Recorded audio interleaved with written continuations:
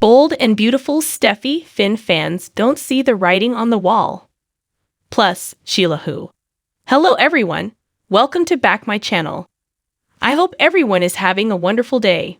Before starting the video, please go ahead and hit the subscribe button and give this video a thumbs up. There are certain things about the soap opera universe we know to be true. Secrets will always come to light, and probably at the worst possible time. Two sets of characters traversing a dark road in different cars will inevitably collide, and in the case of the bold and the beautiful, plot points which worked once will definitely be broken out again. Don't shoot the messenger. How many times must we go down a road before people realize that it's actually a circular racetrack and we're just spinning our wheels? Take, for example, when Taylor returned in the form of Krista Allen.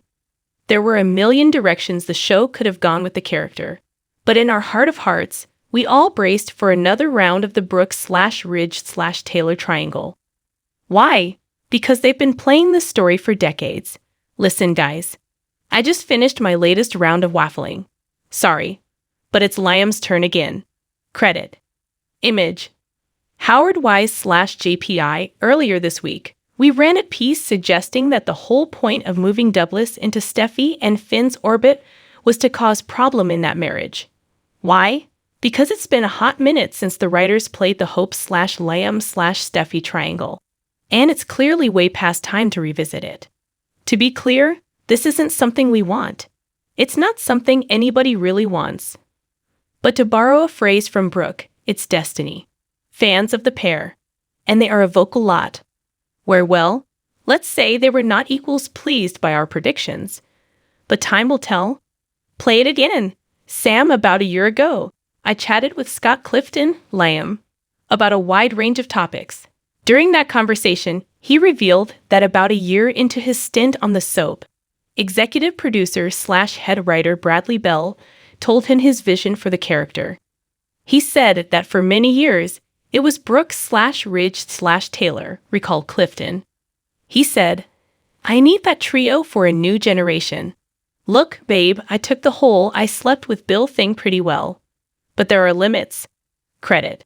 Howard Wise/JPI, given that the original Ridge-centric trio played for around 30 years, and Clifton's only been on the show since 2010. Well, you do the math. I would, but I'm terrible with numbers.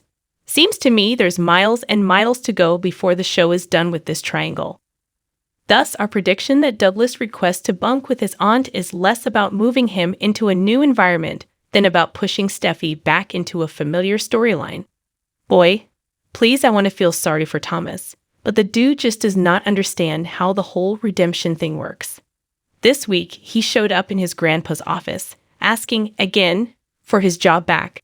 If that weren't bad enough, he then began kinda sorta bragging about the fact that Steffy having temporary custody of Douglas meant he could spend more time with his son. But here's the thing, boo. You could have been doing that all along. Nobody was trying to keep you from Douglas. In fact, you were actually hanging out with him when you dropped on Hope and Liam the bombshell that there'd be a court hearing the next day. All anybody has been asking is that you make changes in your life. For example, shouldn't the guy who was fighting for his son have, call me crazy, secured a place for them to live? Thomas has been talking about buying a house for ages, and yet he's still couch surfing at Paris Pad. I know some will think I'm bashing Thomas. Jade is probably already cursing me out in the comment section, but the fact is, I just want better for the character. Thomas is young, rich, sexy, talented. He should be written as a playboy with the world at his feet. But to get from where he is now to where a lot of us want him to be, there has absolutely, positively got to be a big change in the way the character is being written. In a world where Brooke and Taylor can become besties, anything is possible. But given the way Friday's episode ended, I suspect we're going to see Thomas go even darker. In fact, I'm willing to bet he'll see Finn as influencing Steffy and decide to target their marriage. Be our guest like with Brooke and Taylor. The bonding of Hope and Steffy came on a little quick for my taste. That said, I thought the scenes in which Steffy tried to reassure her former rival that Douglas would be safe in her home were lovely. I will protect him like he is my own, she promised, And it made perfect sense that Hope would raise concerns about her son possibly being in danger if he fell off the cliff on which Steffy and Finn's house is perched. After all, more than a few people have tumbled over it. Here's hoping Douglas doesn't follow in his father's footsteps where the cliff is concerned. Credit: Howard Wise/JPIO, and Douglas telling Liam, "Don't let mommy be sad." Yeah, that just about broke me. Legally questionable as this whole storyline might be, it's got some really great, emotional stuff at its heart.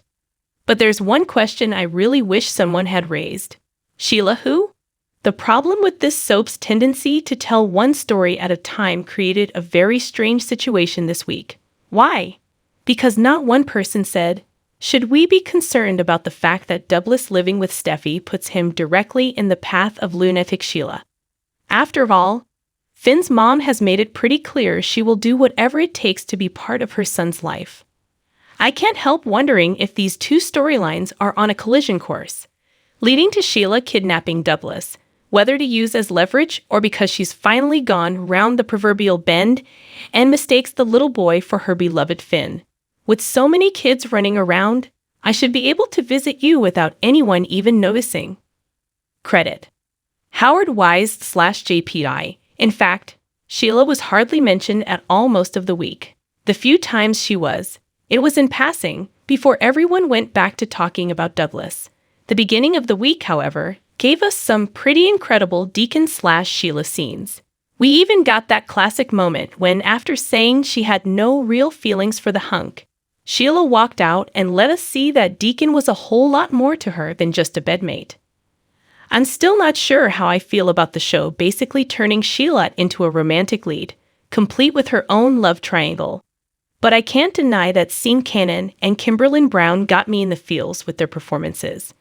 Random thoughts asterisk, it's absolutely ridiculous how often the writers have someone stripped down in the main office at Forrester. For one thing, all of the usual suspects, Katie, Carter, Thomas, should have their own offices. At least when Carter walked in on a half-naked Katie this week, she made reference to thinking she'd locked the door. I don't know whether to laugh or cringe at what may have been the funniest/strangest/most true-to-character line of the week, so I'm just gonna drop it here and let y'all decide. Are you sure there's not, like, one little catfight left? Deacon asked Brooke and Taylor. Because personally, I've never seen one, and the thought of you two together, daddy-like, silly as the things taking place in her chambers were, I really liked the judge who presided over Douglas' case. She was empathetic to everything going on and took everyone's feelings into account as best she could.